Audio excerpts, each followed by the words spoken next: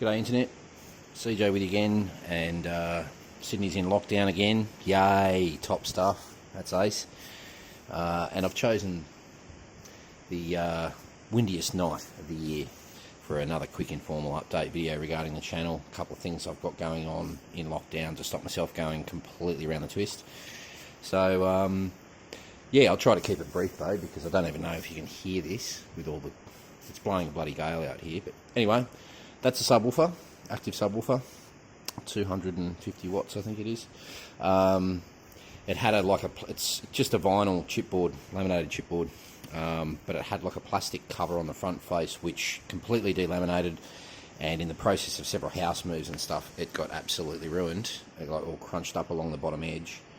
So, and then fell off completely. So that's gone in the recycling bin, and I've pulled it all apart. I've put a quick coat of primer on and masked it up, as you can see, and going to repaint that with a bit of spray paint I got lying around, just a flat black spray paint.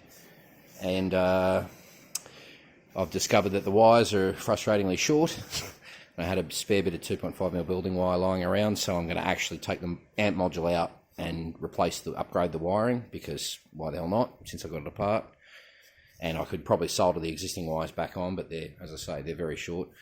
So that's on the go. Just going to quickly pan around here.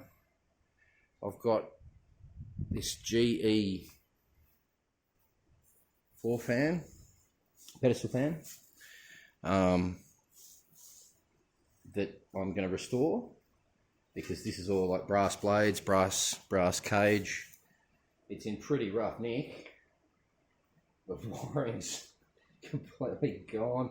It's missing a lot of hardware. It's very rusty and corroded, but I'm hoping I can clean that up. So that'll be a cool project to work on. I reckon that's going to look pretty flash in the lounge room once it's all done. Down here, we've got what I believe is like an engineer's or machinist's lamp, desk lamp, bench lamp, with the old incandescent globe in it still. How about that? Haven't seen one of those for a while actually. Becoming rarer and rarer, and it's a good thing too. So this is pretty cool. You know, you can bolt it into place, and so that it shines at the exact angle on whatever it is that whatever workpiece you're working on or drawing you're looking at, blueprint, whatever. So I'm going to tidy that up. I reckon that'll be pretty neat. And what else have we got down here? This very cool hand crank. A lot of this stuff came out of the out of a cleanup, and these are the belongings of the father and or grandfather of a very dear friend of mine, and her mum. When we were sort of helping to clean up the property and get it ready for sale and stuff, her mum said I could take all this stuff and she'd be keen to see it go to a good home and all that. So I've got this really cool hand crank drill that you can see has actually got two input shafts on it. So that's how you change the gearing. Actually just take the handle off this side and whack it on the other shaft to change your gear ratio. So that, I reckon that's worth a clean up. That's pretty neat. Old Beatrice utility, an old meat grinder, and I actually wouldn't mind having a functioning meat grinder. I'd probably prefer a powered one, but you know, the old hand crank it to the bench top, clamp it to the bench top type deal. Made in England, so that's pretty cool. We'll give that a clean up as well. And then one of my real prized possessions, I might go freehand here. Give me a sec. One of my prized possessions is this vise. This belonged to my friend's grandfather and was used by her father too. This machinist vise. And a dolly here.